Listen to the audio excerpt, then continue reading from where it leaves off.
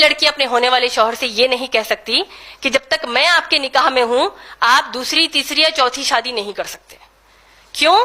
کیونکہ دوسری تیسری یا چوتھی شادی کرنے کی اجازت اللہ نے قرآن میں دی ہے. سورہ نساء سورہ نمبر 4 آیت نمبر 3 میں اللہ نے دی ہے. اور مسلمان لڑکی کی یہ شرط قرآن کے خلاف جا رہی ہے. کس حد تک؟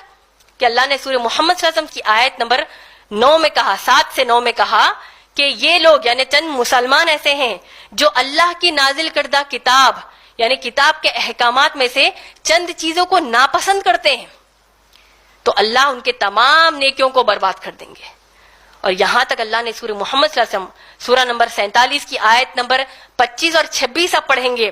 اللہ سبحانہ تعالیٰ نے فرمایا کہ یہ لوگ جو اللہ نے نازل کیا اس کو ناپسند کرتے ہیں اور غیر مسلمانوں سے مل کر کہتے ہیں کہ اس مسئلے میں تو ہم تمہارے ساتھ ہیں، ہم کو بھی یہ اسلام کی چیز نہیں پسند.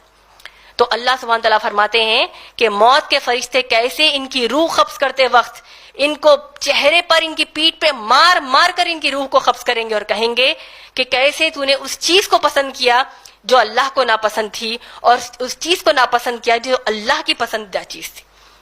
تو ایسی کوئی شرط ہم نہیں رکھ سکتے.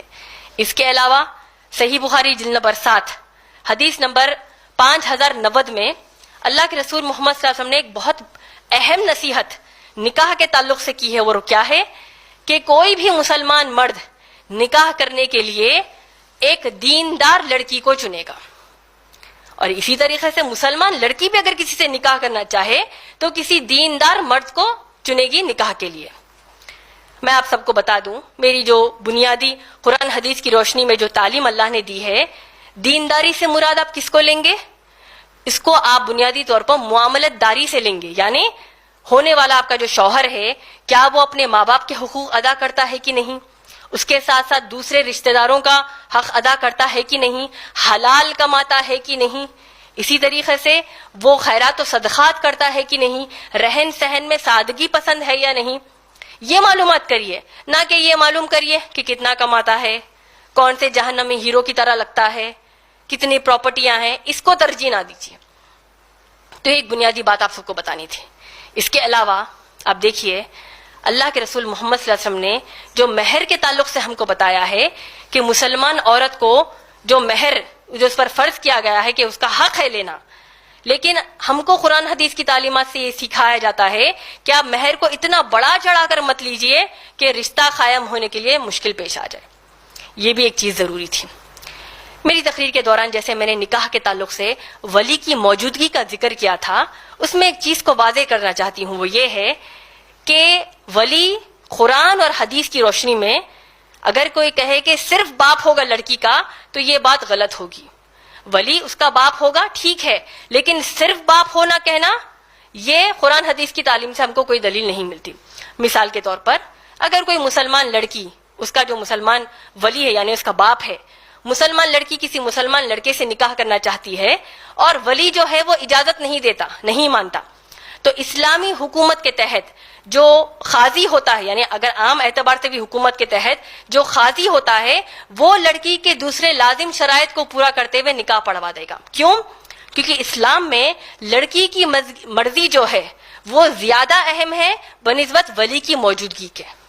یہ ایک بات بھی آپ کو بتا دینا چاہتی ہوں. اس کے علاوہ اس بات کا بھی خیال رکھیے کہ اللہ سبحانہ تعالیٰ نے سورہ نور کی آیت میں آیت نمبر 33 میں سورہ نور سورہ نمبر 24 کی آیت نمبر 33 میں اگر آپ کسی دیندار سے نکاح کرنا چاہتے ہیں لیکن دیکھتے ہیں کہ وہ غریب ہے، اللہ اس آیت میں فرماتے ہیں کہ تم شادی کرو، تم نکاح کرو، میں تم کو غنی کر دوں گا.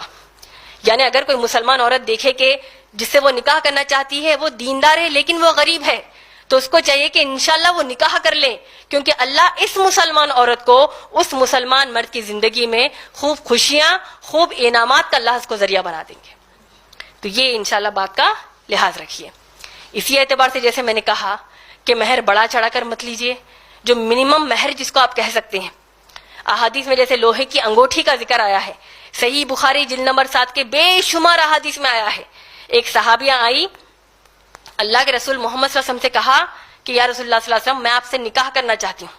اللہ کے رسول صلی اللہ علیہ وسلم نے کچھ جواب نہیں دیا. 3 مرتبہ صحابیہ نے پوچھا، 3 مرتبہ بھی اللہ کے رسول محمد صلی اللہ علیہ وسلم نے اپنی سر کو نیچے کر لیا.